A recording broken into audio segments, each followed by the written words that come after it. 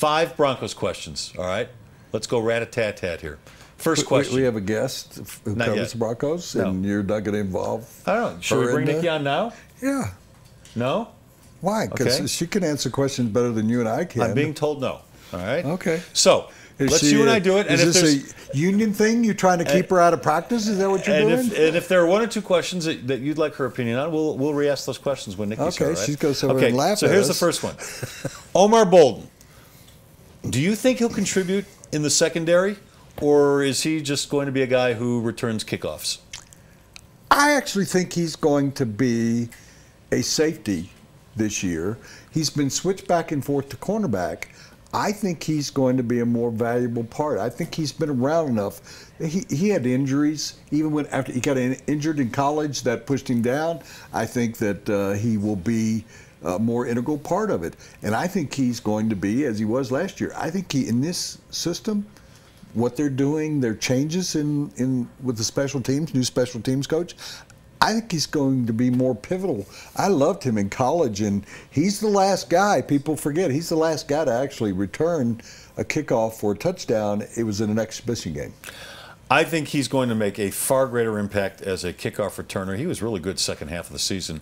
And they are so loaded in the secondary, I think he's going to have trouble finding time on the field. Also, I think one of the reasons they keep switching him back between cornerback and safety is he's not great at either one. So I think if he is on the field, it's going to be in a situation where they need 6 or 7 defensive backs at a time, and then he's going to be there. But I don't think he's going to be a regular part of the rotation. But then a 6th defensive back can be important to you. Virgil Green. How close will he be to Julius Thomas as a tight end? I think he's better than what a lot of people think of him. I don't think he's Julius Thomas.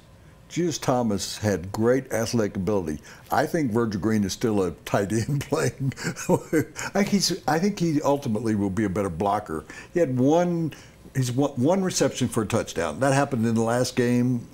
Brock Osweiler was quarterback. I think Virgil is going to work. He's got an opportunity here. I believe he is going to work hard, and he should work hard because he could get a contract out of this. I mean, he was a free agent that didn't get a sniff, really. I think Virgil Green is going to be a serviceable tight end. I think he's going to be better than serviceable. I think he does have better hands than people think. He was labeled a blocking tight end, which people tend to do, label you as a blocking tight end or a pass-catching tight end. That's what you have to be. I think he's got pretty good hands. I think they like the idea of throwing the ball to him. If he blocks one person this year, it will be one more person than Julius Thomas ever blocked. So he'll always be better in that regard. But he is not as athletic as Julius Thomas, so he won't be that good a pass-catching tight end. Ronnie Hillman. Do you think he makes the team? And if he does, do you think he'll contribute as a running back? I am prepared to sit here and, it's going to sound strange, and guarantee he's going to make the team. That's kind of a reverse. You're reversing your field from a few weeks ago. Well, I thought about that. That's why it's up there. Yeah. Who drafted him? John Elway. John Elway did. 3rd round. Yes.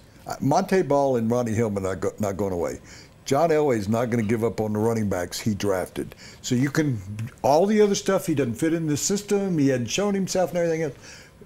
John Elway, when it comes down to it, is going to say, I want my guy here one more year. He can be a change of pace. He can be a third down guy, the backfield. That's what I'm saying. I think he contributes in that case. I'm with you because of the draft choice thing, and also because in today's NFL, you need a full complement of running backs because of injuries. Look, C.J. Anderson only started 7 games last year. He's no sure thing for a full season. Monte Ball couldn't stay healthy. He's no sure thing. Jawan Thompson is untested. He's no sure thing. Monte, you don't have to worry about him having his appendix out this year. That's true. Unless he's this year like might be Jackie McMullen. All right. How many yards will C.J. Anderson run for this year? 500, 1,000, 1,500, or 2,000? I put him between 1,000 and 1,500. I think he's going to have a good year. We assume if he's healthy. I think he's a guy that in this system could run for 1,300, 1,400 yards. I think it'd be very close to that second one because I don't think Monte Ball is going to play as much as he believes he's going to play. I'm with you 100%. And the final Bronco question, which player in the secondary will finish with the most interceptions? I'm going to take a flyer here. Don't take my guy.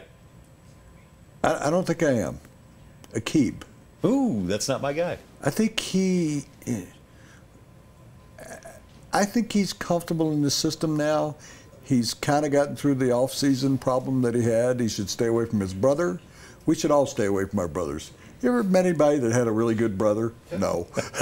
my brother had a really good one.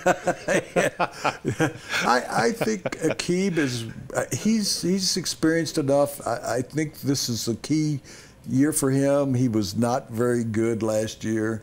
I think Chris Harris is great, but I think Aqib's, because of his reactionary skills, I think he's going to have 8 interceptions. I'm going Roby. And I'm going Roby. That's a good choice. Because I think he'll be playing some safety this year. I think he'll be a fabulous center fielder. I think he's tough. I think he's talented. And I think he's going to come down with a good 5 or 6 interceptions well, this year. Let's revisit this over eight months from now. We'll check in with each other at the end of the year. That NFL update sponsored by the Fantasy Sports Combine. The Fantasy Sports Combine is the greatest experience you'll ever have while drafting your fantasy football team. It's this summer. It's at the Wynn in Las Vegas. It's July 17th to the 19th, and you'll be able to rub shoulders with some of the biggest names in football, like Adam Schefter of ESPN, Matthew Berry, who knows fantasy better than just about anybody, Mike Shanahan, Mike Ditka are going to be there, Brandon Stokely's going to be there. They'll all give you help when it comes to drafting your fantasy team. So get an edge when you draft. Get your tickets today at fantasysportscombine.com. That's fantasysportscombine.com.